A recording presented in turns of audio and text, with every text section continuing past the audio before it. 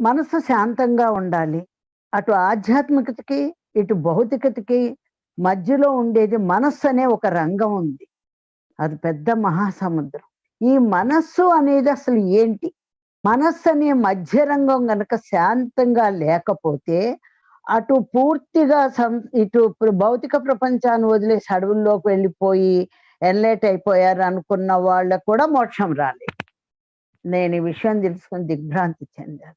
ఇక భౌతికమైన విషయాల్లో ఉండే మనిషి యొక్క మనస్సులు ఎలా ఉంటాయో మనకందరికి ప్రపంచంలో చూస్తూనే ఉన్నాం. అది.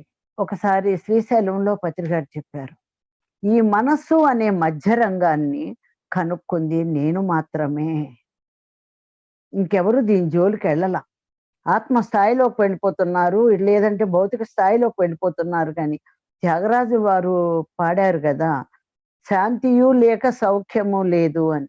శాంతి ఎక్కడి నుంచొస్తుంది? శాంతి దేనికి కావాలి? ఆత్మకా? మనస్సుకా? మనం ఇక్కడ ప్రెజెంట్ మనం ఆనందంగా ఉంటున్నాము అన్నా, ఏది చేద్దామన్నా, మరి మన మనసుకే కదా ఆనందాలని. అందాలైనా, ఆనందాలైనా, ఏదైనా, రుచి అయినా అంతా మనస్సుకే.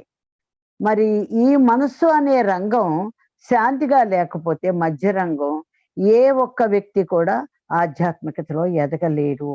ఆ రంగం ఎలా శాంతిగా అవుతుంది? ఏం చేస్తే శాంతి అవుతుంది అది అని జెప్పి, ఒక శాస్త్రీయ పద్ధతిలో ఒక యుగం పరిశీలిచ్చారు పత్రిగారు. ఒక యుగం బట్టింది. ఎందుకంటే మిలియన్ పీపుల్స్ ఈ ప్రపంచంలో. వాళ్ళ మనస్సులు అనేకమైనయి నిండిపోయి ఉన్నాయి. దాన్ని శాంతపరచాలి అంటే ఏ టెక్నిక్ ద్వారా, ఈ శ్వాసమేధ్యాస అనే ఈ టెక్నిక్ ద్వారా ఈ విశ్వశక్తి లోపలికి వెళ్ళినప్పుడు, ఈ జ్ఞానం మనకు అంకురించినప్పుడు ఆ మనస్సు అనేది శాంతపడుతుంది. అని ఆ రోజు ఆయన చెప్పారు.